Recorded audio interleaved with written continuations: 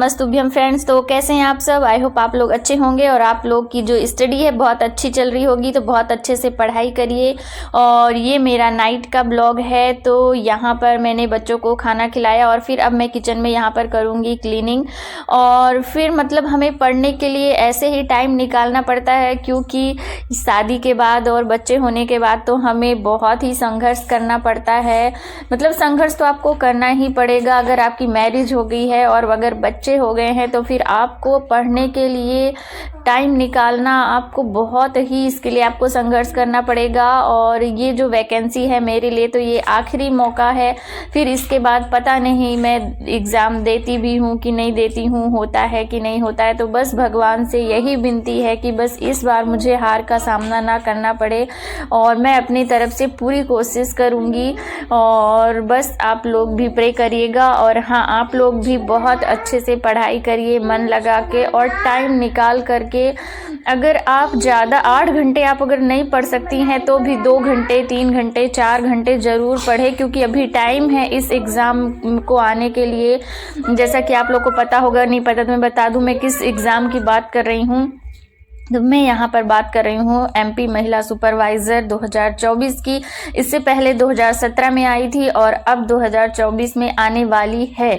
अभी नोटिफिकेशन नहीं आया है, जैसे ही नोटिफिकेशन आ जाएगा फॉर्म फिल किए जाएंगे और इसके एग्ज़ाम सितंबर में होना एक्सपेक्टेड है। मतलब अभी फिक्स नहीं है, बट सितंबर में होगा। तो हमारे पास अभी टाइम है कि हम अपने दिन रात में से अपने लिए, अपनी स्टडी के लिए कुछ टाइम निकालें और कुछ पढ़ें। अगर आप इससे पहले आपने बहुत सारे एग्ज़ाम दिए और आपका नहीं हुआ, तो ऐसा नहीं है कि आगे भी नहीं होगा। अपने आप को हमेशा मोटिवेटेड रखना चाहिए, जैसे कि मैं इस समय रख रही हूँ। आपको ऐसी ऐसी चीज़ें सुननी चाहिए, ऐसा मतलब कि। और मैंने तो YouTube में मतलब कई ऐसी लेडीज़ लोगों को देखा जिन्होंने बहुत संघर्ष किया, बहुत स्ट्रगल किया, उनको घर से निकाल दिया गया, साथ में बच्चे, और फिर उन्होंने यहाँ तक कि यूपीएससी तक क्रैक किया है। तो जब वो इतनी मुश्किलों से लड़ कर के कर सकते हैं तो फिर हम क्यों नहीं कर सकते हैं। तो फिर चलिए, उठिए और लग जाइए। और भगवान श्री कृष्ण कहते भी हैं कि माता पिता के बाद हमारी हिम्मत ही होती है जो हमारा साथ निभाती है। तो हमें अपनी हिम्मत को कभी नहीं छोड़ना चाहिए, और जब भी मौका मिले तो हिम्मत के साथ आपको खड़े होना चाहिए और आगे बढ़ना चाहिए। और जब भी मौका मिले तो उसे कभी नहीं छोड़ना चाहिए। और आप मतलब कि मतलब जिस भी आप एग्ज़ाम की तैयारी करें तो ये सोच कर करें कि ये मेरा मतलब कि लास्ट है, इसमें आप पूरा 100% अपना लगा दीजिए। और सच बताएं तो मेहनत कभी बेकार नहीं होती है। मैंने जो आज से पहले 4 साल 5 साल पहले पढ़ा था, अब जब मैं वो चीज़ पढ़ती हूँ, वो टॉपिक पढ़ती हूँ, अगर वो चीज़ आ जाता है तो ऐसा लगता है कि मुझे मतलब उसे लर्न करने में बहुत कम टाइम लगता है। और सच बताऊँ तो मैं जब पढ़ती हूँ तो मुझे ऐसा लगता है कि अरे मैंने तो ये पढ़ रखा है और ऐसा है। तो आपने जो भी पीछे पढ़ रखा है वो कभी बेकार नहीं जाता है। आप जब भी आगे पढ़ेंगे तो वो आपको याद आता जाएगा और आपको नया नया सा नहीं लगेगा, और वो बस आपको ऐसा लगेगा कि आपके दिमाग में धूल पड़ी है, बस उसे झाड़ना है। तो बस इसी तरह से लगे रहना है। और अगर पहले आपने नहीं पढ़ा है तो अब भी पढ़ सकते हैं। मतलब कि अपने आप को कम कभी नहीं समझना चाहिए। मतलब कि आप जितनी प्रैक्टिस करेंगे, जितना पढ़ेंगे, जितना उतना आप मतलब कि स्ट्रॉन्ग बनेंगे। और बस यहाँ पर देखिए, अभी टाइम हो गया था 10:30 हो गए थे और अभी तक मैंने अपना सारा काम मतलब घर का सब कुछ निपटा लिया था। बच्चों को भी होमवर्क वगैरह करा दिया था, उनको उनका जो कुछ भी है करा दिया था। और बस यहाँ पर मैं रिवीजन करने बैठ गई थी। और मैं आपको बता दूँ कि मैं वैसे मोबाइल से पढ़ती हूँ, बट जब मैं वीडियो शूट करती हूँ, क्योंकि मेरे पास एक ही मोबाइल है, तब मैं जब मतलब वीडियो शूट करती हूँ तो उस समय मैं आपको मोबाइल नहीं दिखा पाती हूँ कि हाँ मैं मोबाइल से पढ़ रही हूँ। उस समय मैं रिवीजन कर रही होती हूँ। तो मैं सच बताऊँ तो जब तक मैं यहाँ पर अपना वीडियो थोड़ी सी क्लिप यहाँ पर मैं स्टडी की शूट करती हूँ, जब तक उतने में मेरा बहुत 2-3 पेज रिवाइज हो जाता है। और अब आपको पूरा मतलब 10 मिनट के वीडियो में हम सब कुछ तो नहीं दिखा पाते, बट हाँ इतना कुछ दिखाते हैं। और आप यकीन मानिए कि अब देखते हैं मैं आगे किस तरह से यहाँ पर संघर्ष करती हूँ, किस तरह से मैं पढ़ती हूँ। और ऐसा तो है नहीं कि हम मतलब कि अगर हमारे पास अभी 5 to 6 मंथ का टाइम है, तो हम डेली ही हम 4-4 घंटे दे पाएंगे, ऐसा बिल्कुल नहीं हो सकता, क्योंकि हम एक हाउसवाइफ है। हमारे सामने कई ऐसी चुनौतियां आएंगी, जैसे कभी बच्चे की तबीयत खराब हो गई, कभी आपको कहीं जाना हो गया, कहीं कुछ कार्यक्रम है, कुछ भी है, तो हम वो अपनी सामाजिकता तो छोड़ नहीं सकते हैं। तो मतलब कि ऐसे कई दिन होंगे जब आप स्टडी आप नहीं कर पाएंगी, बट आप कोशिश करें कि आप ये सोचें कि आज मैं पढ़ लूँ, कल क्या पता कल कोई काम आ जाए या कुछ हो जाए तो कल मैं नहीं पढ़ पाऊँगी। इसलिए आप आज को अपने जो आपके पास जो समय है, आप अभी वर्तमान टाइम को आप डेली ऐसे सोचें कि आज मैं जितना कवर कर सकूँ उतना अच्छा है, कल क्या पता ना मिले टाइम। ऐसे कर करके अगर आप डेली पढ़ेंगी ना, तो आप यकीन मानिए काफ़ी ज़्यादा कवर कर लेंगी। और तो आप लोग कमेंट करके ज़रूर बताइएगा कि कौन कौन जो मेरा ये ब्लॉग देख रहा है उसमें से कौन कौन इस एग्ज़ाम की तैयारी कर रहा है और कैसे कर रहा है।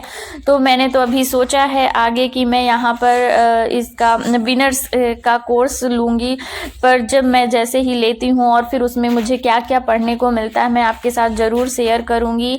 यहाँ पर मैं अब से अपनी स्टडी जर्नी, जो मेरे स्टडी ब्लॉग रहेंगे वो ही आएंगे। और यहाँ पर देखिए मेरी बेटी बैठ करके पढ़ रही है। और हाँ, एक और, जैसे मेरे जो हस्बैंड हैं उनकी शिफ्ट वाइज ड्यूटी लगती है, इसलिए मुझे भी अपना जो स्टडी का रूटीन है वो भी चेंज करना पड़ता है। तो मतलब कि जब उनकी फ़र्स्ट रहती है तो मैं मॉर्निंग में जल्दी उठ जाती हूँ उनके लिए टिफ़िन बनाने के लिए, तो फिर उसी टाइम में तब मैं मॉर्निंग में पढ़ती हूँ और दोपहर में पढ़ती हूँ। और जब भी शिफ्ट रहती है तो फिर मैं नाइट में काफ़ी पढ़ लेती हूँ, क्योंकि नाइट में लेट नाइट वो आते हैं, तब तक मुझे जगना होता है। तो मतलब कि आपको ऐसा नहीं देखना है कि हाँ आज मुझे मॉर्निंग में पढ़ना है, क्योंकि हमारे साथ कई बार ऐसा होगा कि हमें मॉर्निंग में टाइम नहीं मिलेगा, क्योंकि हमें बच्चों को भी देखना है सब कुछ। तो आपको जब भी टाइम मिले, अगर आपको दोपहर में मिलता है आप दोपहर में पढ़िए, जब आपको रात में मिलता है तो रात में पढ़िए, बट पढ़िए ज़रूर। और इतना पढ़ना है कि हाँ हमारे मन को संतुष्टि रहे, हम टेंशन में ना रहें कि अरे मैंने आज तो पढ़ा नहीं। और हाँ, आप जैसा कि मुझे भी नींद ज़्यादा आती थी, बट मैं आपको बता दूं कि अभी 3-4 दिन से जब से मैंने पढ़ना स्टार्ट किया है तब से मैं 6 से 7 घंटे ही सो रही हूँ। मतलब कि दोपहर में भी मैं इस समय स्किप कर दे रही हूँ, 1-2 दिन हो गए हैं मैंने दोपहर में नहीं सोया है। और आप यकीन मानिए, अगर आपका जो मन है स्टडी में लग गया ना, तो फिर आपकी नींद भी धीरे धीरे भागने लगेगी, वो भी सोचेगी कि अब यहाँ मेरा कोई काम नहीं है। और वैसे भी कहते हैं कि आपकी जो बॉडी होती है वो एक बायोलॉजिकल क्लॉक होती है, आप उसे जिस तरह से चलाएंगे वो उसी तरह से चलेगी और उसी तरह से रूटीन बन जाएगा। और हाँ, मतलब कि जो हमारी कोई भी आदत होती है ना, उसे चेंज होने में 21 दिन का टाइम लगता है। अगर आप जैसे मॉर्निंग में अगर आप 4 बजे उठ रहे हैं ना, अगर आप 21 दिन अलार्म लगा करके उठ जाइए, फिर आप देखेंगे कि 22वें दिन अगर आप अलार्म नहीं भी लगाएंगे, 22वें 23वें 24वें दिन किसी दिन भी, तो आप देखेंगे कि आपकी ऑटोमेटिक आपकी आंखें खुल जाएंगी, क्योंकि जो हमारी बॉडी होती है एक बायोलॉजिकल क्लॉक की तरह कार्य करती है। तो वही है कि जिस तरह से हम अपने बॉडी को बनाएंगे वो उसी तरह से ढल जाती है।